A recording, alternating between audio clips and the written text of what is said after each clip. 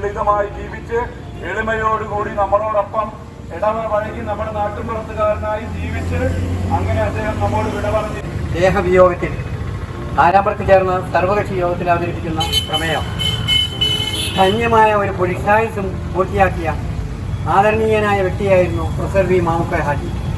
വിദ്യാഭ്യാസ, സാംസ്കാരിക, സാമൂഹ്യ, ജീവകാരുണ്യ രംഗത്ത് പ്രവർത്തിച്ചു വന്നിരുന്ന MESന്റെ ദേശീയ സ്റ്റേറ്റ് നേതാവായും അനേകം പ്രഗത്ഭ വ്യക്തിത്വങ്ങളെ വാർത്തെടുത്ത കോളേജ് അധ്യാപകനായും പ്രിൻസിപ്പലായും സെനറ്റ് അംഗമായും അദ്ദേഹം നടത്തിയ സേവനങ്ങൾ അവിസ്മരണീയമാണ്. അദ്ദേഹത്തിൻ്റെ വീട്ടിൽ ഒഴുകിയെത്തിയ പ്രഗത്ഭ വ്യക്തിത്വങ്ങളുടെ ബാഹുല്യം തന്നെ അദ്ദേഹത്തിൻ്റെ മഹത്വം വിളിച്ചോതുന്നു.